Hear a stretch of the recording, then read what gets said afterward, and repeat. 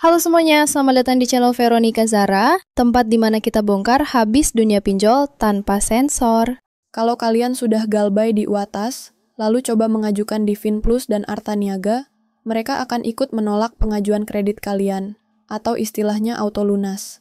Karena mereka satu atap. Satu atap itu artinya pinjol-pinjol ini ada satu perusahaan yang sama. Lalu, apa yang terjadi jika kalian mencoba galbay sekaligus di seluruh pinjol yang berada di satu perusahaan tersebut? Nah, yang pertama yang akan terjadi adalah data kalian akan masuk ke FDC terlebih dahulu di AFP. Mereka mengirimkan alarm kepada seluruh pinjol lainnya agar data kalian di blacklist jika pengajuan di pinjol lain. Karena FDC atau Fintech Data Center ini adalah pusat informasinya para pinjol dalam melihat calon nasabah. Efek jangka panjangnya antara lain. Pertama, sulit dapat pinjaman baru. Hampir semua pinjol legal bakal nolak pengajuan kalian. Bahkan yang sebelumnya belum pernah kalian pinjam sekalipun. Jadi, jangan harap kalau kalian sudah galbay di pinjol satu atap, tapi masih pengen rawat pinjol yang lain juga. Kemungkinan besarnya pinjol yang dirawat ini akan berhenti memberikan kalian dana. Kedua, data kalian tercatat bertahun-tahun. Data galbay di FDC tidak hilang cepat. Bisa tersimpan dalam jangka waktu lama, bahkan bertahun-tahun. Tergantung kebijakan. Ketiga, bisa merembet ke lembaga keuangan lain. Walau awalnya cuma dipinjol, bukan nggak mungkin catatan ini nanti ikut dipertimbangkan kalau kalian ajukan kredit di bank atau leasing, karena mereka juga melihat riwayat pembayaran. Kata kakak ini juga dia bilang, saya galbay UATAS.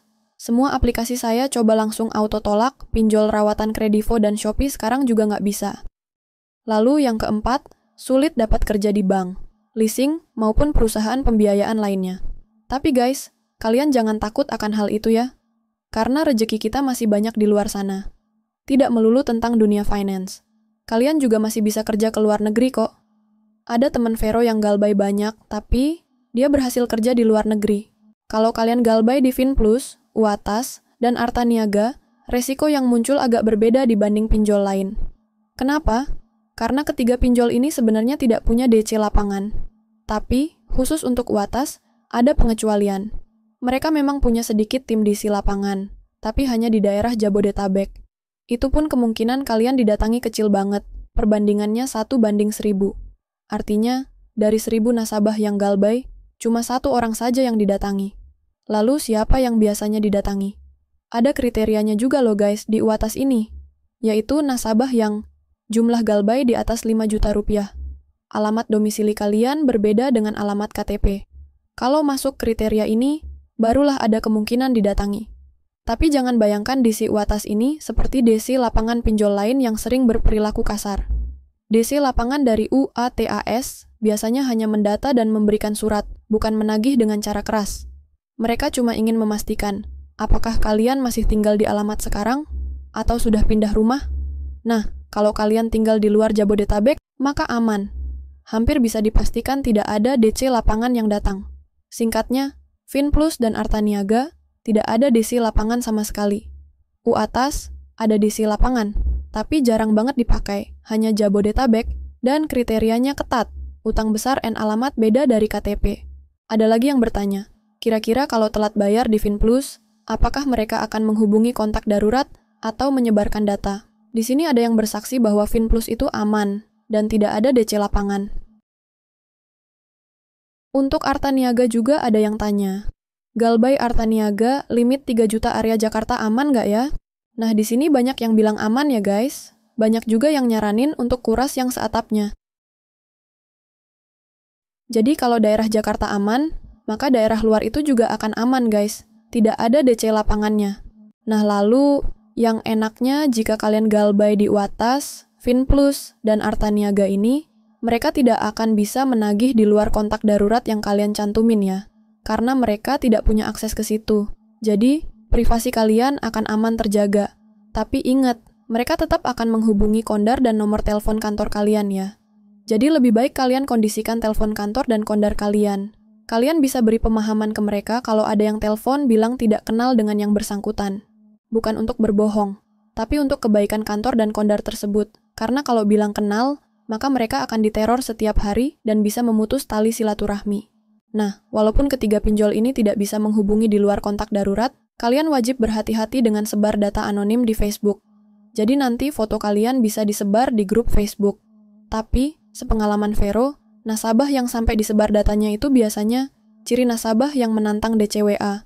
Biasanya nasabah ini sangat berani menghadapi DCWA pinjol dan tidak takut dengan semua risikonya. Jadi, kalau kalian memang berani dan tidak takut, ya boleh saja membalas DC. Tapi jika kalian tidak berani, maka jangan coba-coba untuk melawan DC. Vero kasih tahu sedikit ya. Pinjol sengaja merekrut anak-anak muda umur belasan tahun untuk menjadi DCWA. Karena umur segitu mereka masih bisa dikompor-kompori dan masih tidak berpikir panjang. Pinjol biasanya menyuruh DC muda ini untuk menyebarkan data dan melanggar aturan OJK yang lain. Ketika nanti ada masalah ke depannya, maka nanti yang dipenjara adalah anak-anak muda ini. Kalau pinjolnya sih tinggal kabur aja. Sudah banyak kasus seperti itu terutama di Pinjol Ada Kami. Banyak DC muda yang sebar data di grup Facebook dan dikasuskan. Namun yang dipecat dan ditindak adalah DC muda itu, bukan Ada Kaminya. Jadi Vero sangat menyarankan kalian untuk tidak terlalu ngotot dengan DCWA, atau sebaiknya kalian abaikan saja WA-nya, atau ganti nomor HP. Nah, satu hal lagi yang perlu Vero sampaikan. Pinjol dan debt collector tidak punya wewenang untuk menyita aset kalian tanpa putusan pengadilan. Penyitaan atau eksekusi atas barang milik debitur hanya bisa dilakukan lewat mekanisme hukum. Harus ada gugatan, putusan pengadilan, lalu eksekusi oleh pengadilan. Kalau tidak ada itu semua, klaim, kami akan sita TV, HP rumah kamu, hanyalah ancaman ilegal. Kalian juga bisa langsung telepon OJK saat itu juga, jika ada kejadian tidak terduga yang sedang menimpa kamu hari itu. Dasarnya jelas di pasal 197 ayat 1 HIR, Herzian Inlandsreglement, dan pasal 211 RBG, Rechtsreglement for the Buitengewesten, yang menyebutkan, eksekusi penyitaan barang hanya bisa dilakukan dengan perintah Ketua Pengadilan Negeri melalui jurusita. Artinya, tanpa ada putusan pengadilan berkekuatan hukum tetap dan perintah resmi Ketua PN, tidak ada satupun pihak yang boleh datang menyita barang kalian. Jadi walaupun kalian galbainya besar, anggap saja 20 juta, maka tidak ada yang bisa menyita aset kalian. Oke guys, sekian dulu video kali ini ya. Yuk kita berdoa dulu.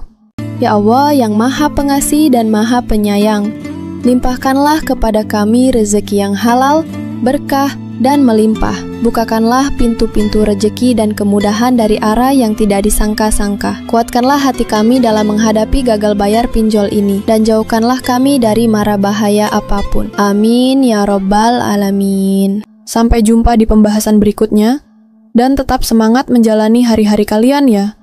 Semoga penjelasan ini bermanfaat.